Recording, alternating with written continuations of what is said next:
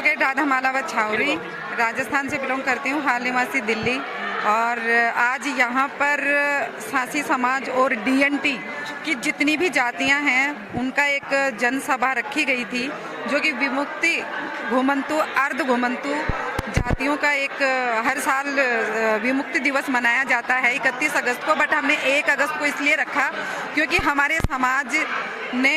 31 अगस्त को जगह जगह पर है जो तो मनाया, टाइम नहीं मिल रहा था, तो इसलिए हमने 1 सितंबर को चुना। दूसरी बात, यहाँ पर हमने माननीय कानून मंत्री जो हमारे अर्जुन राम मेघवाल जी हैं, उनको हमने आमंत्रित किया था। उनके साथ में 2 सांसद भी थे और उन्होंने हमें आश्वासन दिया है कि जो हमारी डिमांड्स हमने रखी हैं उनके सामने, कि जैसे पहली डिमांड हमारी ये थी कि सुप्रीम कोर्ट का जो आदेश आया है कि उन आदेशों के अनुरूप जो राज्य सरकारें हैं वो हमें वर्गीकरण में उपवर्गीकरण के लिए जो आदेश आया है वो हमें दें, और उसमें है जो उसमें कैटेगरी ना बनाएं कि A, B, C जैसे, तो अब उसमें कैटेगरी ना बनाकर जैसा कि बिल्कुल स्पष्ट लाइन में लिखा हुआ है कि वर्गीकरण में उपवर्गीकरण, उसमें हमारा 3%, 2%, 2.5%, 5% ये जितना भी बनता है वो हमें एक लाइन अलग दें, ताकि हम उस लाइन में खड़े होकर अपनी डिमांड और हमारी कैपेबिलिटी के अकॉर्डिंग हम मतलब समानता के अधिकार को प्राप्त कर सके।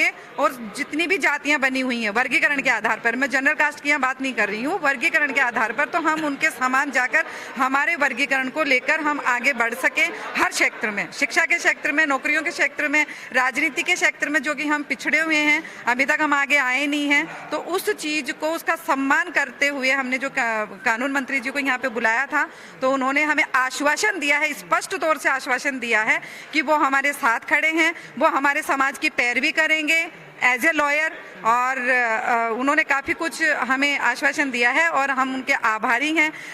जब तक हमारी डिमांड्स पूरी नहीं रहेंगी तब तक हमारा सासी समाज इसी तरीके से लड़ता रहेगा, झगड़ता रहेगा, इतना ही कहना चाहूँगी। मैम, अपने समाज को आप क्या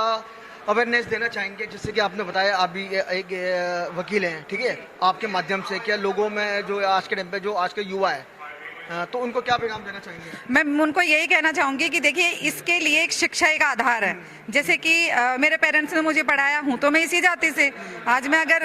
एडवोकेट हूँ तो मैं सभी पेरेंट्स से, हमारे समाज के जितने भी पेरेंट्स हैं उनको यही कहना चाहूंगी कि अपने बच्चों को पढ़ाएं लिखाएं, उच्च शिक्षा दिलाएं, ताकि हम सरकार का या कानून का दरवाजा खटखटा सके, हमें कोई रोक नहीं सके। फॉर एग्जाम्पल मैं आपको बताती हूँ, हमारी जातियों की इतनी दयनीय स्थिति है कि अगर उनके साथ में कुछ भी होता है और वो अगर पुलिस स्टेशन जाके FIR करवाते हैं तो उनको धक्के मारकर निकाल दिया जाता है, डराकर भगा दिया जाता है, ठीक है। तो अगर वो लोग जब हमारे पास आते हैं, मैं औहदे के साथ ये बोलती हूँ कि एडवोकेट राधा मालावत अखिल भारतीय सांसमल चेतना मंच की नेशनल प्रेसिडेंट बोल रही हूँ, तुरंत वहाँ पे FIR होती है सर, बिल्कुल। तो मैं यहाँ पे यही कहना चाहूंगी कि शिक्षा मजबूत हथियार है और वो हथियार प्रत्येक बच्चे के हाथ में होना चाहिए, यही कहना चाहूंगी। Thank you. मैं सर बलजीत राणा सासी, हरियाणा से, प्रेसिडेंट ऑफ अखिल भारतीय सांसमल चेतना मंच, नेशनल यूथ प्रेसिडेंट। क्या लगता है आज के समारोह से क्या आपने सीखी है? देखिए, आज हमारा जो यहाँ पर अम्बेडकर जो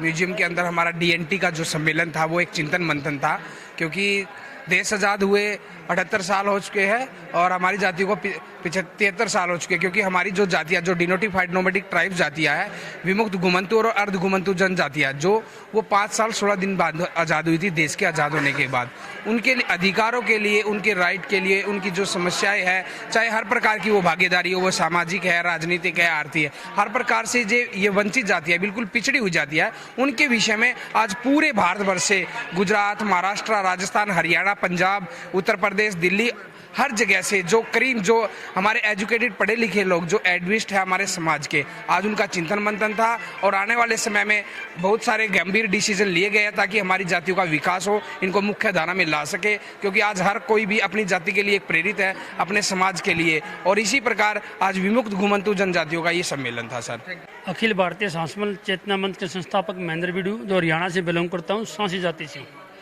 देखिए, जो हमारे कबीले हैं ये 193 कबीले हैं जिन्होंने 1871 में, जिनके ऊपर जुर्म पेशा एक्ट लग गया था, जो आज भी इस दौर में सबसे पिछली लाइन में है, आज भी इस दौर में सबसे पिछली लाइन में है। अब ये समाज जागरूक हो चुका है, अब इनको अपने अधिकारों का पता लग चुका है और ये अब यही चाहता है कि जो सुप्रीम कोर्ट ने आरक्षण वर्गीकरण के बारे में जो एक मार्गदर्शन किया है,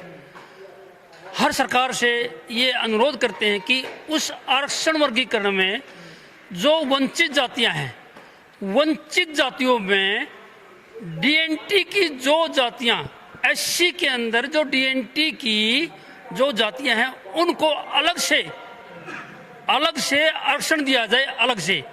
ना कि ए और बी बनाकर। यदि ए और बी बनाया जाएगा तो उसमें भी हमारा शोषण होगा, उसमें भी हम बराबर का नहीं आ सकते। इसलिए जो जातियां एससी के अंदर जो डीएनटी की जातियां हैं, विमुक्त गोमंतक कबीले हैं, उनको तीसरी कैटेगरी बनाकर अलग से आरक्षण दिया जाए। अब ये हमारी यही एक अनुरोध है। यदि सरकार इसके करती तो हम सच्चे समानता उसी का ही हम सम्मान करते हैं और यही हमारी एक अधिकार है और इसी ही हम मांग करते हैं। अब हमें ये लेना है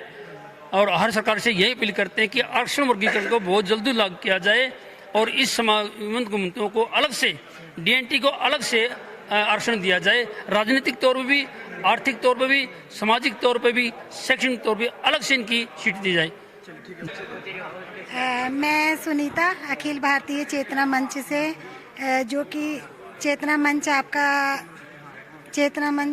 आपका स्वागत करता है और उनकी तरफ से आपको मोस्ट वेलकम और धन्यवाद, जो कि आपने हमारे लिए अपना कीमती समय निकाला है। DN 24/7 दिल्ली से आप, और आपका चैनल बहुत ही अच्छा है। आप मतलब हर जगह मदद करते हैं और जागरूकता के लिए आप हमेशा अवेलेबल रहते हैं, तो इसके लिए मैं आपको थैंक यू कहना चाहूँगी। आपने अपना कीमती समय निकाला, उसके लिए आपको धन्यवाद। चलिए, जो आज का जो समारोह था उसके बारे में थोड़ा बताइए। सर, मैं तो यही कहना चाहूँगी कि बाबा साहेब की जो दरबार में जहाँ पे उनकी स्वर्गीय मूर्ति स्थित है, उनके यहाँ पे उनके चरणों में जो